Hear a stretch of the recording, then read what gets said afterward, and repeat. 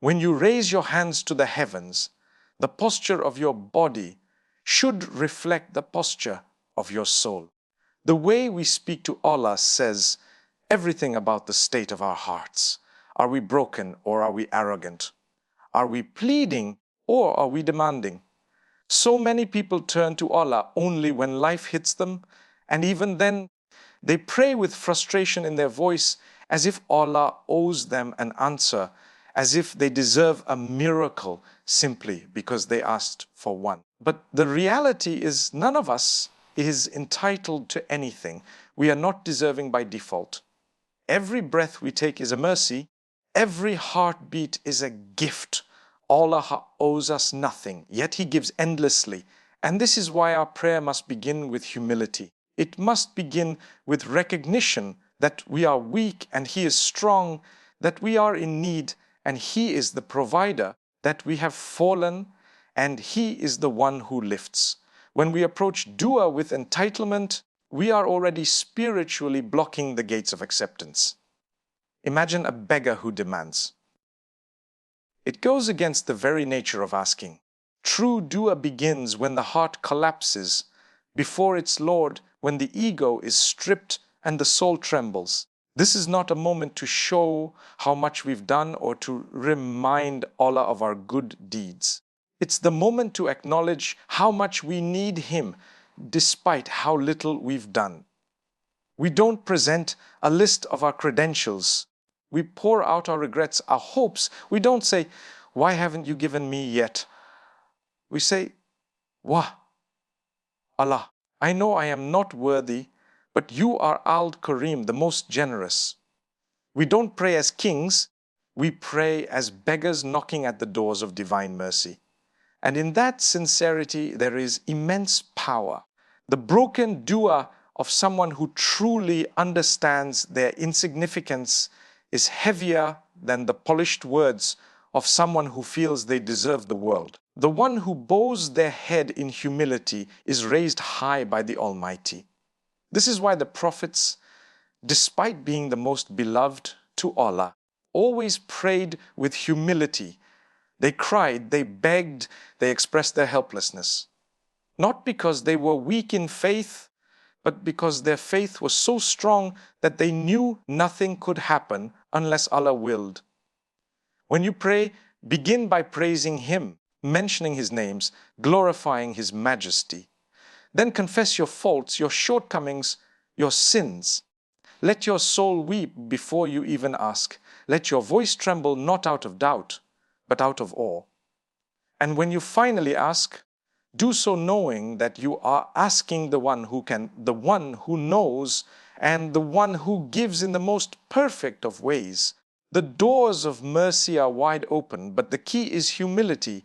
It is not in eloquence, not in length, not in volume. It is in the surrender of the heart, in the collapse of the self. When you pray like this, when your heart speaks more than your tongue, when your desperation speaks louder than your pride, you will find that miracles begin to unfold in ways that words cannot describe. What you say in your dua matters, but what you believe while saying it matters even more. Dua is not simply a ritual. It is not merely the movement of lips or the raising of hands. It is an act of belief. It is a declaration that you know Allah hears, that you trust He responds even if everything around you screams otherwise. And that is where true miracles begin. Not in the words, but in the yaqeen, the certainty that resides in the heart while the lips move.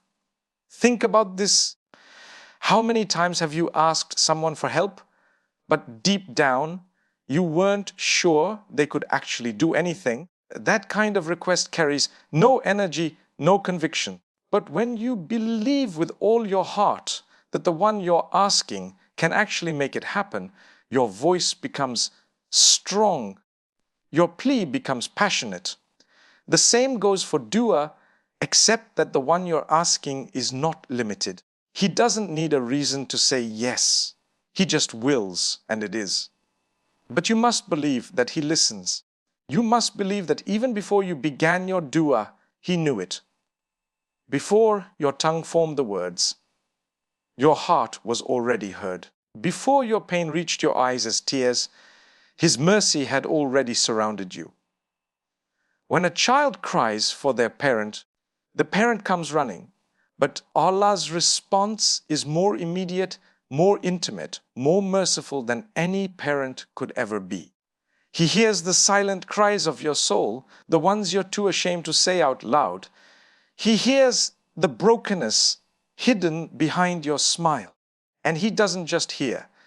He listens attentively, lovingly, mercifully. So don't let the delay fool you. Just because you don't see it, it doesn't mean He hasn't heard it. Just because the door hasn't opened doesn't mean He's not building the path. Every dua is answered in the way that is best for you. Some are answered immediately. Some are delayed for a time that is better. And some are answered in ways you don't realize because they protect you from harm. That's why when you pray, close your eyes and speak as though Allah is right in front of you. Not because He is physically there, but because He is closer to you than your jugular vein. Let every dua be a moment of connection, not just a request. Speak to Him as the only one who can change your situation. Let your heart be full of conviction that there is no other power, no other help, no other source but Him. This belief transforms your prayer from a ritual into a lifeline. It strengthens you even when nothing changes, because belief itself is a miracle. And when you combine sincere dua with unshakable belief, the heavens move in your favor, the angels carry your words, and Allah, out of His mercy, responds in ways beyond what your heart even imagined. There is a place in prayer that holds more power than any other, a position that transcends pride and ego, a moment where the body is on the earth, but the soul is reaching for the heavens.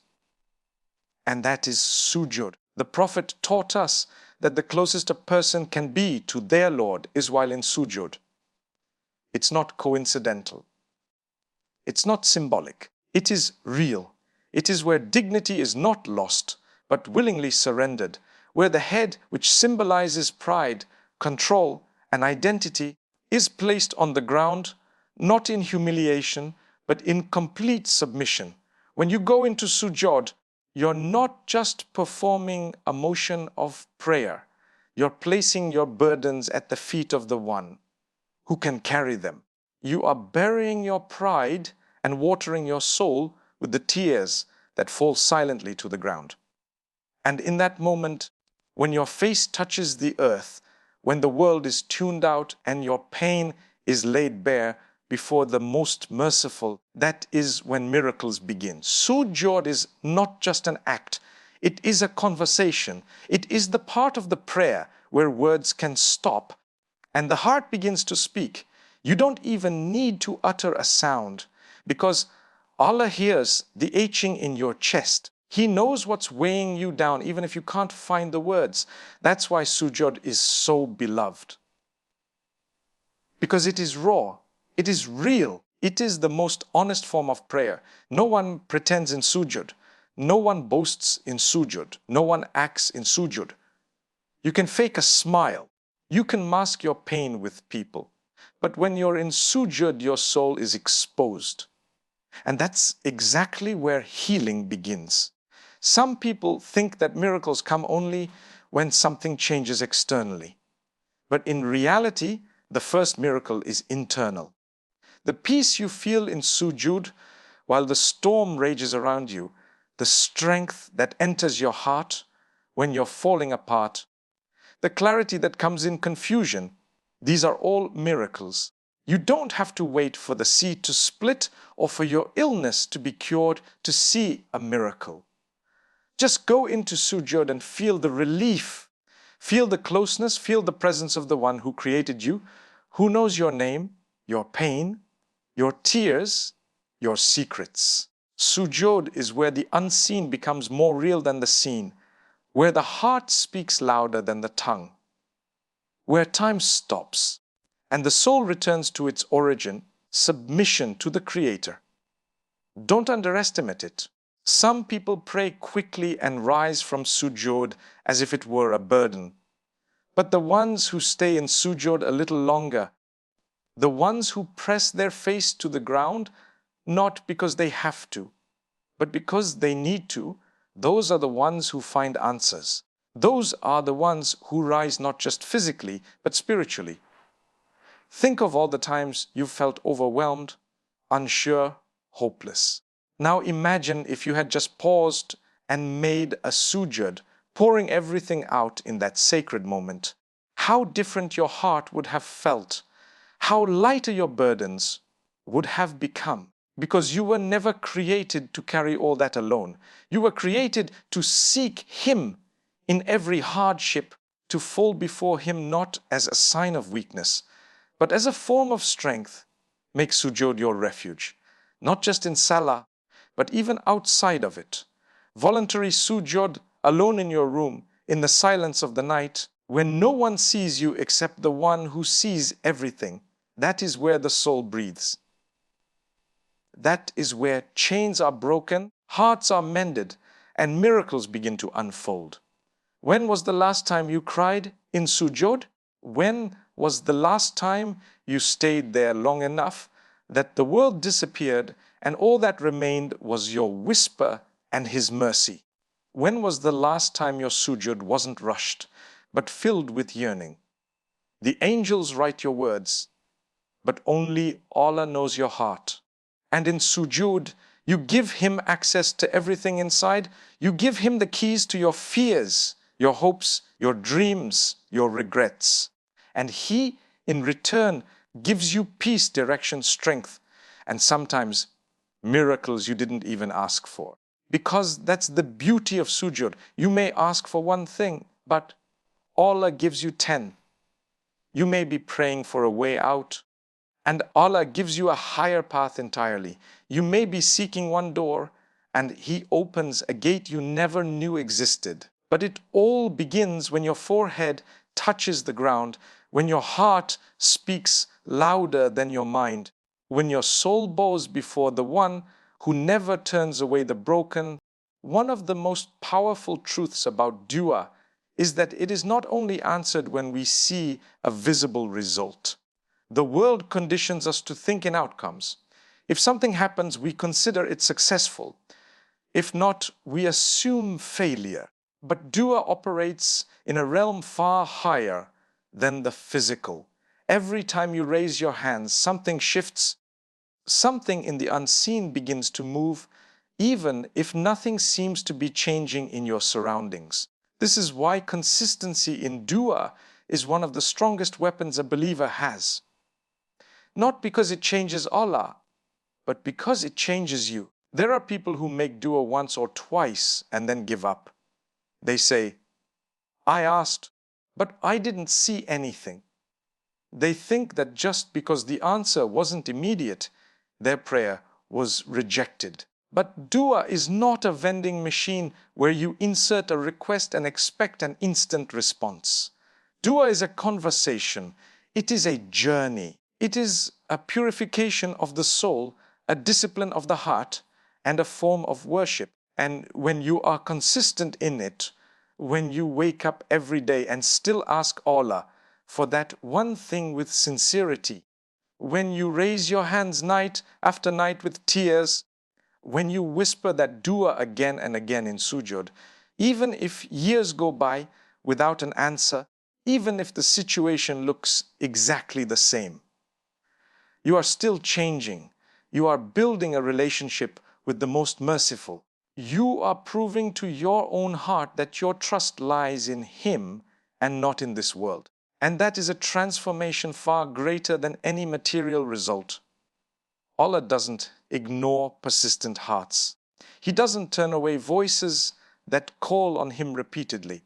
When He delays, it's not punishment, it's preparation, it's purification, it's protection. Sometimes your dua is building your patience. Sometimes it's shielding you from an unseen harm. Sometimes it's preparing you for a blessing far greater than the one you ask for.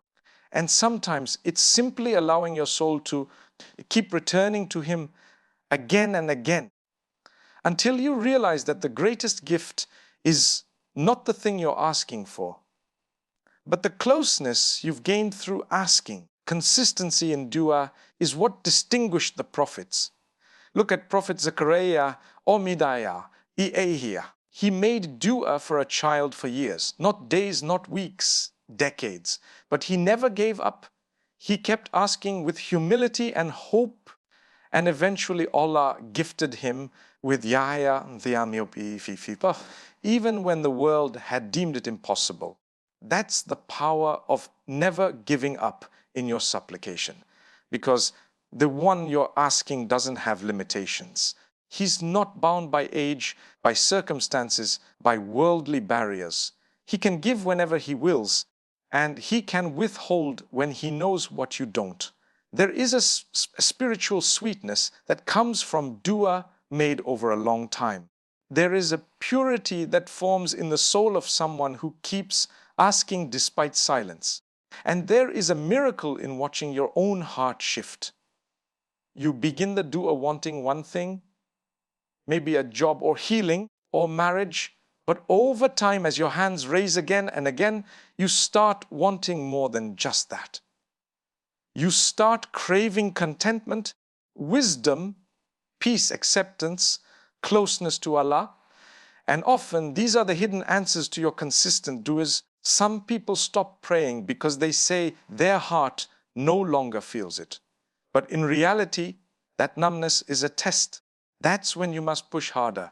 Not every dua will be emotional.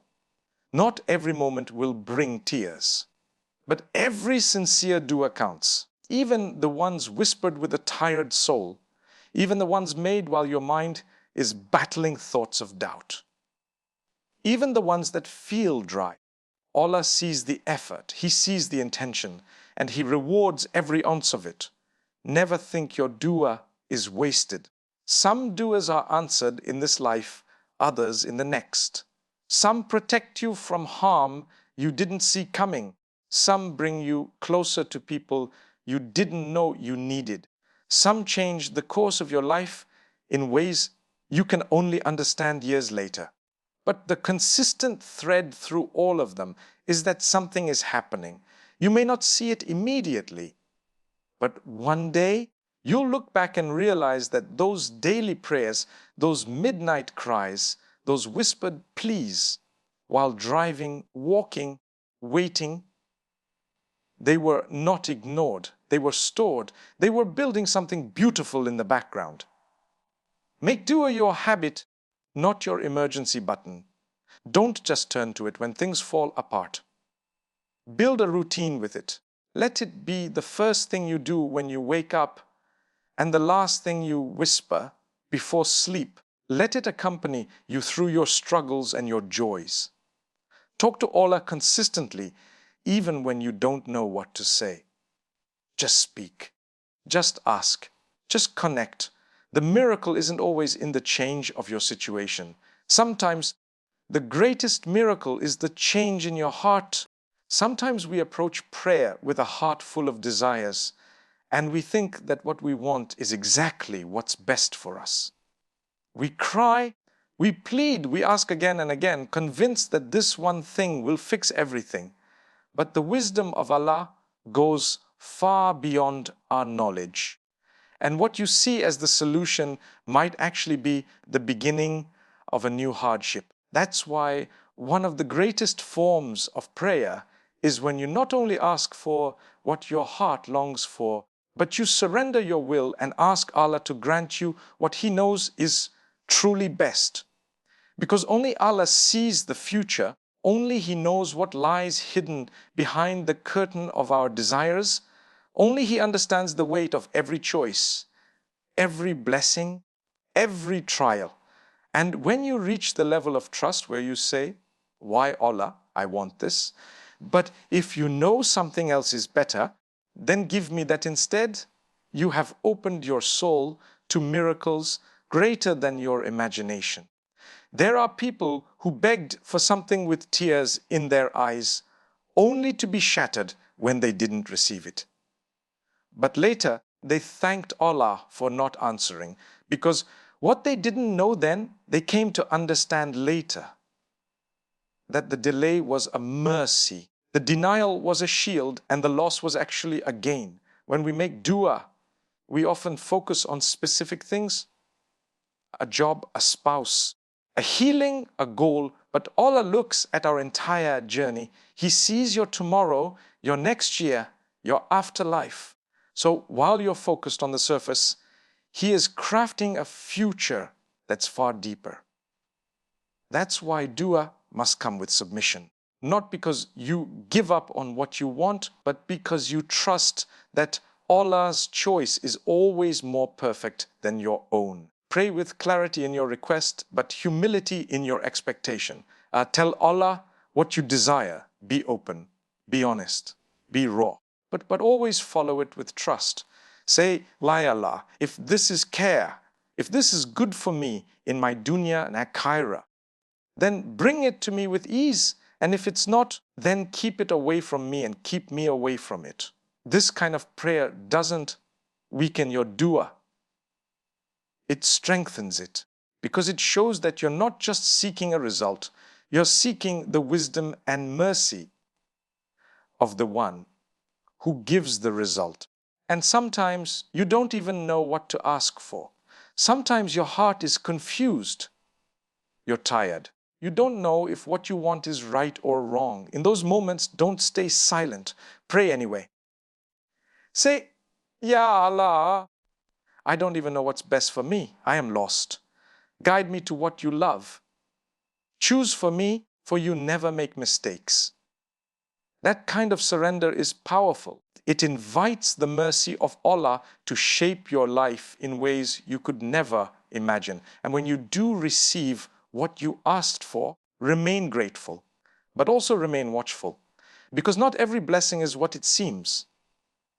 And not every disappointment is a curse. Life has layers. And Allah, in His mercy, sometimes gives you what you want to teach you a lesson. Sometimes He gives you a taste of it to show you that your heart was attached to something fleeting. And sometimes He gives you what you need, even when you never asked for it, because He knows what would have broken you had He not intervened.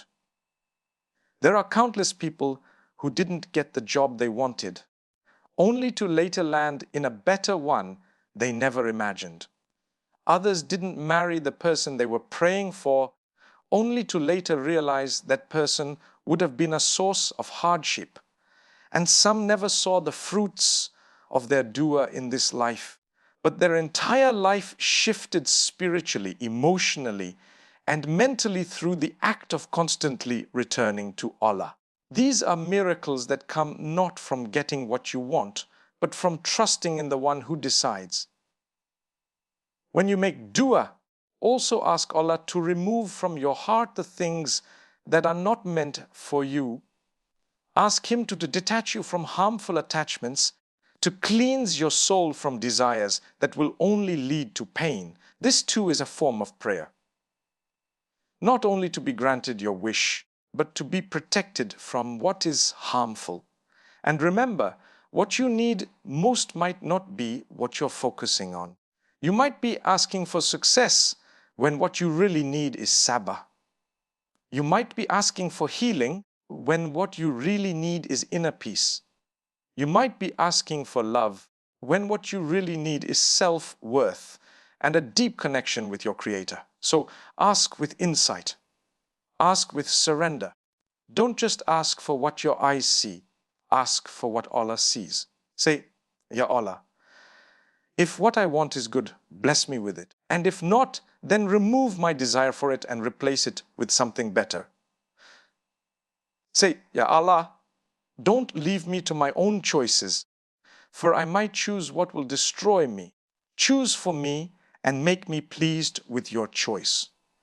This level of trust elevates your dua from a simple request to an act of deep tawakkul. It turns your prayer into a means of purification, a way to connect with your Creator on a level that goes beyond words.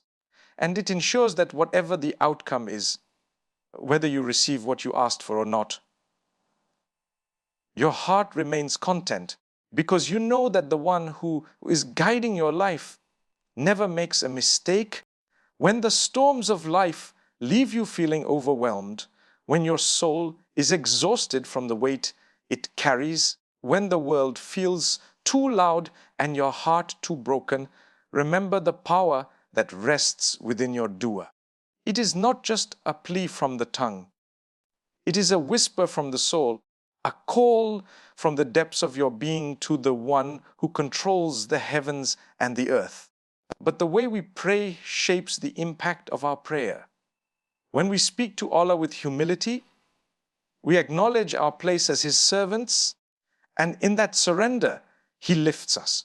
When we believe with certainty that He hears us, even before we speak, even in our silence, then our dua becomes a source of strength, not desperation. And when we go into sujood, lowering ourselves to the lowest point on earth, our hearts are raised to the highest of acceptance, because sujood is where the soul is heard loudest by the Lord of mercy. Consistency in dua is not about how many times we ask, it's about showing up with faith day after day, night after night, whether we feel hopeful or hopeless, whether we cry with emotion or whisper with tiredness. That consistency shapes our inner world, builds a bond with Allah, and silently transforms our lives even when nothing visible has changed. But the true elevation of prayer comes when we step beyond our desires and ask Allah not just for what we want, but for what He knows we need.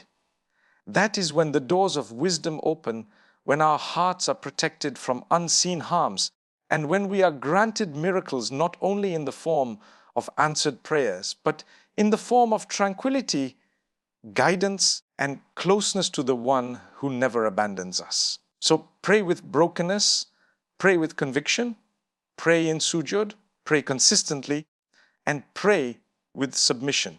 Because when you truly connect with Allah through your dua, when you let your heart lead and your soul surrender, you will find that miracles don't just happen around you.